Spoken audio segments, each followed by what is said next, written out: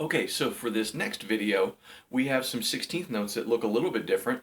We are going to take our four groups of 16th notes, okay, one, E, and We're going to join the first two together and make an eighth note. So now this is one and okay, so at 112, you'll see a diagram of that. You'll see four 16th notes. The first two are tied together, and that's the same as having an eighth followed by two 16ths. All right, and that's just counted one and If I had a whole measure of them, it'd be one and a two and a three and a four and a. There are different syllables you can use, like blueberry, one and a. Blueberry, blueberry, one and a, two and a. If that helps you, please use that. I have no problem with that whatsoever. Okay, so let's take a look at number 112. If I were to just count that one out loud, use the counts that are underneath there to help you, and you can see where they line up. And it goes like this, number 112. One and a two and three and a four and one and a two, three and a four, one and a two and three and a four and one and a two and a three, rest, with a lift on the rest.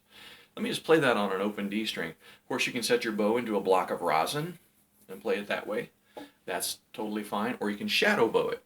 Either way. But here it is, just on the open D string. One and a two and three and a now and a two and three and a four and one and a two, three and a four, one and a two and three and a four and one and a two and a three, lift. And of course there's a repeat, which I suggest you do as you're practicing that. It's a good idea. Once you have it down, repeat that multiple times. Repeat it 4 times or so.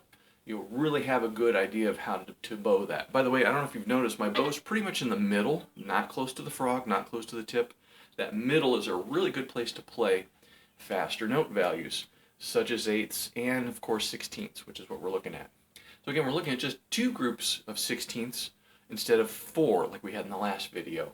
And so I'm going to do number 113, which is the same rhythm as 112. Now we're just adding different notes to it. Okay, by the way, take a look at your key signature. There are no sharps in that key, so that means all of my notes are going to be natural. So if I find a C in there anywhere, it's not going to be C sharp. It's going to be C natural, which is what I start on. Okay, so it's a low second finger close to your first, not here, like that.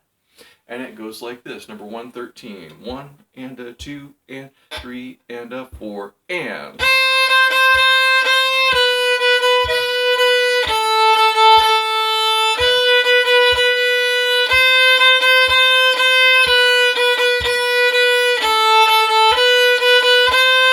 lift, repeat.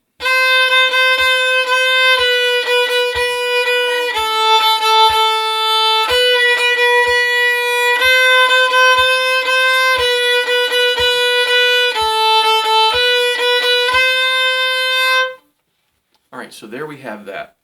Number 114 is very similar. I'll go ahead and play that one as well for you because it has the same rhythm, the 1 and a, or 2 and a, wherever it may happen to fall. But for the violin players, this is really good because we're playing some E string notes. We're going to need, again, to take a look at our key signature. I have F sharp in my key signature, so F sharp on the E string is first finger. Okay, and then my G is a low second, just like my C natural was. It's not a G sharp, it's a G natural right there next to the first finger. And I'm going to be there. I'm going to use A for third finger and then fourth finger for high B. So here is number 114. By the way, cellos, violas, and bass, you're just playing it down in your normal register. Here we go. Ready?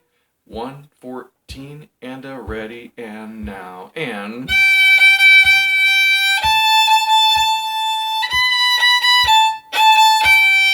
lift.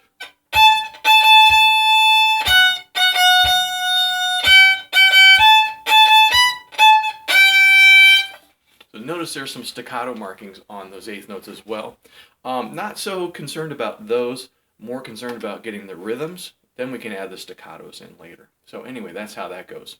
115 down to the bottom of the page is a different rhythm, so we're going to look at that in a different video. All right, so again, 112, 113, 114 has the 2 eighth notes joined together, 1 E and A, so it's 1 and a long followed by 2 short notes, 1 and a, or blueberry. All right, have fun with that.